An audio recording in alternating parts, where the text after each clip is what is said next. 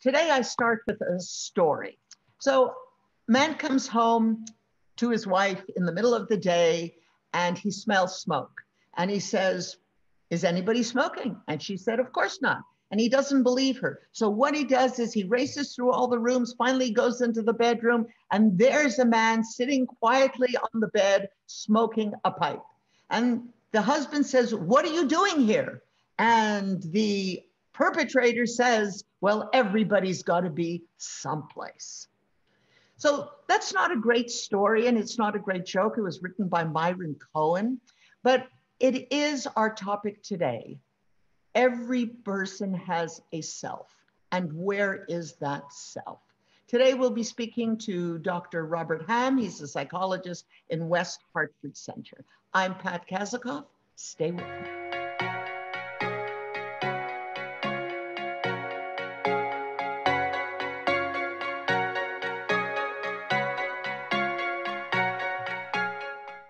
Hello, Dr. Hamm. Hi there, Pat. So it wasn't a great joke. Well, it's in the timing. Okay. I'll take that also. Perhaps Myron Cohen had a better timing than I did. He had great timing, yeah. But it does introduce our topic, which is the self. So what exactly is the self? Well put. It's not exactly anything. That's the problem. It's a concept. When I was a young man in grad school, I gave it a lot of thought because it's something that I wanted to study in psychology. And my first thoughts about it is that it's something tangible we can put our hands on. It's something that exists in our psyche, and over time it became more apparent that it's not that way at all. A self is not something tangible. It's how we define it, so it has really a lot of profound ramifications, because how we define ourselves, it has a lot to do with how we live, how we see our lives, how our perceptions, and it's influenced by culture and our backgrounds. So how we conceptualize a self, how we see ourselves, it's intangible. So you talked about the self, that first you thought it was tangible and you found out it was really immaterial. But how has the concept of self changed from the 19th century to now? What is the self now? I think that the concept of the self is something that has sort of crystallized, at least in European, in the Western civilization. So it wasn't, from what I read anyway, it wasn't really well defined. So most people, when they would think of the self, they would think of something like the soul, something that God gave us, something that was given to us through our memories, our ancestral heritage. Somehow it's kind of spiritual, but not tangible. But in the 19th century, when psychology started to emerge as a separate science, science started to crystallize as a way of understanding the world and people, psychology. The early psychologists, such as the developmental psychologist James Mark Baldwin, had suggested it's something that comes from our relationships. So that's a heavy statement, because when you're young, your relationships are all about your parents. Yes, your parents and your families. Of course, those are our most seminal influences in life. But as we get older, it doesn't stop growing. We still have influences with media, from mentors and teachers and other people that we come into contact with. The self is always something that can be evolving throughout our lifetimes. But yes, it starts with our relationships with the people that are most influential to us, such as our parents. Yep. So that's so you could say that a young child, his entire identity is based on what he's reflected from his family. How his parents treat him is how he sees himself. Am I correct in that assumption? Yeah, that's Harry Stack Sullivan, the psychoanalyst, who, he called this, used the term reflected appraisals, so that children see themselves as their parents appraise them. It's reflected in their identity. We internalize. So the psychologist then came to a realization that how we develop a sense of self is by identifying, by imitating, or by assuming roles in relation to our family members, or even conflict and opposition. It's just through this kind of process that Baldwin called ejection, we kind of identify with, and there is some neurological basis. They're called mirror neurons, that that there's some research to support that there is a part of our brain that is devoted to this empathic kind of identification process. So this is neurologically and interpersonally how scientists can formulate how the identity starts to form rather than from a soul, so to speak. So I can see this being a real problem because if you have parents, I'm going to use a simple term, who are not good, if you come from a background that's no good and you don't see yourself as good, because that's your reflected self, how does it change over the years? Because we do see that people from very dysfunctional backgrounds come out very well, and we also see people from very good backgrounds come out dysfunctional. Yeah, you and I had this discussion recently, and so thank you for bringing that up. It's interesting. I just read a book. You may have read it or heard of it. It was on the New York Times bestseller list. The name of it is Hillbilly Elegy. I've heard about the movie with Glenn Close, but I haven't read the book. Yeah, the movie, I haven't seen the movie. It's on Netflix or something. I don't get Netflix, but the movie sort of got panned, I think. But the book was highly acclaimed. I mean, it's not a Tolstoy or anything, but it's a very nice memoir about a man who grew up in Appalachia, and his mother was addicted to heroin, and he grew up in poverty, and a lot of men coming in and out of his lives, and he saw people all around him in his community living in poverty and instability, and yet he went on. He joined the Marine Corps, and then he went to Ohio State, and then he went to Yale Law, and now he's married, has children, very successful in business and all that. How did that happen? And well, that's the question that we're always asking. How did that happen? And I also want to mention, as an aside, get yourself Netflix. It's not complicated. It's a monthly charge, very, very little. Just it's an aside. Yeah, I probably will get around to doing that. I don't watch TV too much, but it would be good to see an alternative to the political pundits on TV. Tired of that. But anyway, in answer to your question, Pat, he addresses this in his book. So it's not just a memoir, but it's also, he goes through a reflection. How did I get here? When many of my peers are still, struggling and never made it. His sister never made it. Oh, no, actually his sister made it, but his mother never made it, and many of his family and friends. And he said it's not simple. It's complicated. There are many different factors. And one of the factors he attributes to having succeeded in life were his grandparents. That in spite of all the instability and difficulties, he always felt that his grandparents had his back. They always believed in him. And that was an inspiration. So it is, a matter of a personal resolve. It's partly luck. It's partly who happens to be in our lives that can mentor us, to serve as role models, to replace poor role models that we had earlier in life. So it's complex. Well, but what I'm also hearing from you is that he had a sister who had the same grandparents, and it didn't work for her. No, And I'm sorry, I corrected myself. His sister did fine. Sister's name was Lindsay. She actually served as a mother surrogate. I misspoke.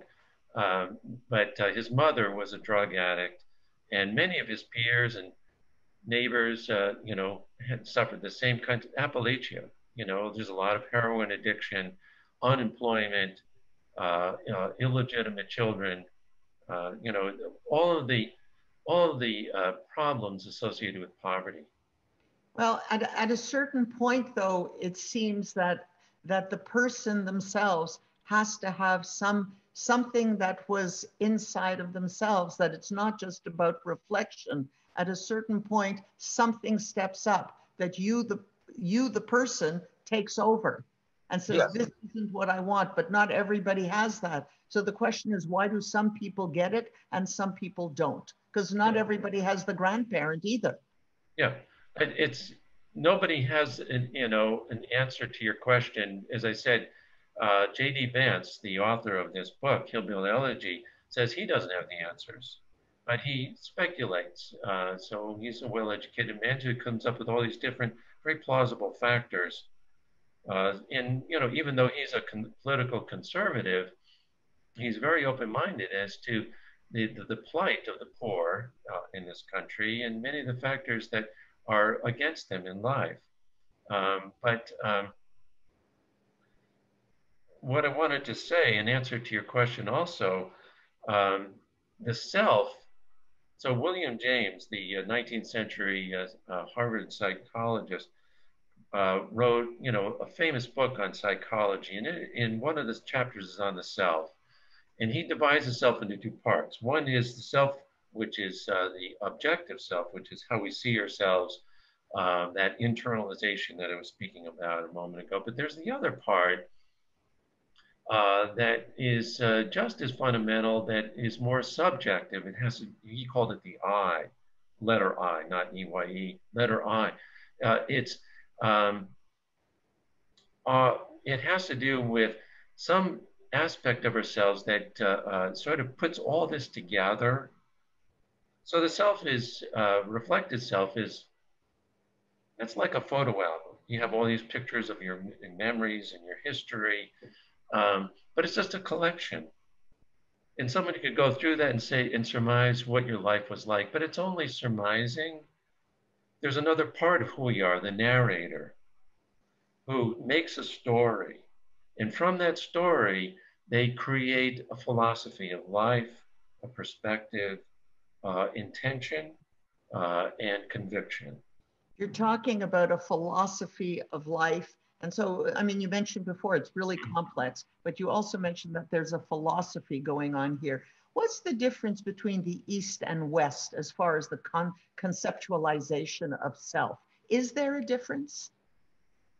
Yeah, well, East and West, Western, Eastern civilizations, those are very broad terms and it's overgeneralized, but generally, as it's applied here in this distinction between East and West, um, we think of mostly European Western civilization as opposed to India mainly, and influence from Japan, China.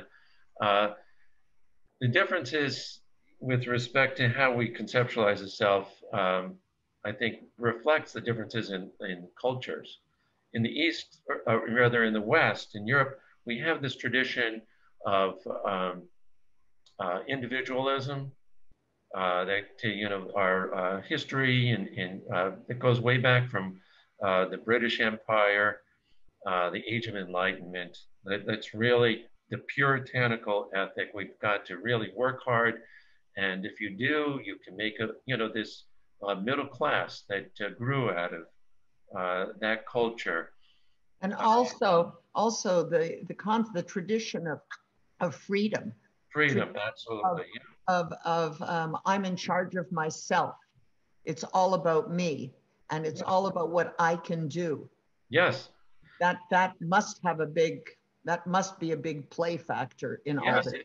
It's yes, absolutely. That's exactly right. It's all about me, and they got a lot of leverage in Western civilization. We've accomplished so much, It is an inspiration for us to believe in ourselves and to achieve, to have ambition and hope. But the downside of it is that it doesn't always work out that way. If you live in a culture that doesn't promote mobility, doesn't offer opportunities, you can be very disillusioned and blame yourself. Also, You talked about that last time. I did, That yeah. was a very big part of your dissertation. Mind you, you were talking about the political system, but basically that's what you were talking about, the disillusionment with life.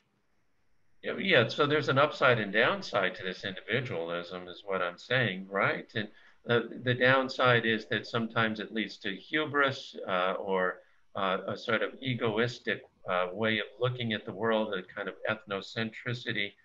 Um, and also, it doesn't bring us into spirituality. So in the East, there's a greater sense of one's collective identity, and it culminates in Buddhism, which is the dissolution of the self. The self is an illusion altogether. Uh, and so the benefit of that is it gives us a spiritual sort of feeling or sensibility that life is more than goes beyond the ego. So the famous psychoanalyst Carl Jung sort of put all this together, the East and the Western conceptualizations of the self. And he said the self of the West is just a small part. He called it the ego of the broader self. The broader self is more collective. So he called it the collective unconscious, and it's more existential. It has themes such as our masculine and feminine side, our shadows, our persona. Uh, but it all comes together, and it has to unfold throughout a lifetime, integrating these other parts of ourselves that are more collective in order for us to self-actualize. I think this is really reflected in the East and West culture, and I have an example, a specific example. Yeah. In the West, you can work in a factory and you can make like $25,000 a year, and the CEO makes $10 million, $16 million. There, and no one has a problem with that, really. Whereas in the East, there is some parameter that the CEO can only have a certain multiple of what the lowest person earns. And that's specifically in Japan. I don't remember the multiple, but it's a completely different way of thinking. It's more of a team feeling, like we're all on the same team. We all have different contributions. So it is reflected in the culture, this concept. Absolutely. Thank you for bringing that up. That's a very good example. I mean, I think that you still see people from Asia. There's more of a sense of family responsibility. Now it comes with its downside too, but here in the West, we're much more individualized. So we have the nuclear family, and when you lose some of the strength of the institutions that keeps the family together, such as poverty and the loss of the strength of religion, organized religion, you don't have all those other supports that people have relied on in the West. I think in the East, it has more of a tradition culturally to keep all that together, that sense of collective identity and responsibility. Um, but yeah, but in the East, I mean, there's less sense of freedom. You have less freedom. Um, so there's So the downside to that. would you say, as a clinical psychologist, your opinion that people in the East have a healthier self than people in the West? I mean, we're very big on psychologists and psychiatrists and mental health. Would you say that that culture is healthier? Are they less reliant on psychologists, psychiatrists? No, I wouldn't say No, that. you I think wouldn't. it's different. I think it's different. I think that I believe that we have things that we need to learn from the East, as the people from the East need to learn. I believe that a healthy self is one that's more integrated between our individual, what the psychologist Edward Sampson called the bounded self, which is the more Western conceptualization of the self, and the Eastern, which Sampson called the ensemble, which is more of a collective identity. I think that when there's an integration where we have this healthy self-esteem, we're able to establish a reasonable degree of autonomy and agency in our lives, to carve our own path, to stand up for ourselves, to feel that sense of ambition and hope for our futures by doing things with a personal sense of resolve. And at the same time, it isn't at the expense of others, that we are also socialized into a sense of responsibility, a sense of compassion, that we are our brother's keeper as well. We have an obligation to our families, our communities. You know, I think that there has to be a healthy sort of blend of the two. Now that said, I think that in the East, you're more adjusted if you're more collective. Otherwise, you don't fit in, and you're going to have more problems. Obviously, in the West, our culture promotes a greater sense of autonomy and individualism, and so I think that you also have to. What is healthy partly is culturally contingent to a degree, but I think a healthy self is one that integrates both of those aspects. So how does one who is not an integrated self, and you have a lot of experience where people come to you, they're extremely egocentric, and because of that, their marriages fall apart, their kids fall apart, everything falls apart. How does one work towards being a more collective person, more integrated person? Because it's easy to talk about, but how does one develop compassion or generosity besides reading about it? Is there a certain technique that you use to develop these people? Well, no, there isn't. It's not so simple. I wish it were. Uh, when we're talking about people who have what you're referring to as kind of like personality disorders or difficulties or challenges, however you want to phrase it, um, it's difficult because often these kinds of problems of personality that have that affect our sense of self and our perceptions of others, they're embedded in our psyche to the extent that we don't even see it. It's why personality disorders are so challenging for therapists to work with, because it's very difficult to bring to someone's attention that they can't see. Um, but that said, it's not all or nothing. I mean, I think that many people who have these blind spots they start to see it on their own because they see the difficulties that start to accrue in their lives. They don't understand why the same things keep happening over and over that are problematic. And it forces them, many of them, not all, because there's a tendency to blame others, but to look at your life. And if you do that self-examination, there's your opportunity to learn and to see how maybe how you're looking at things doesn't entirely work.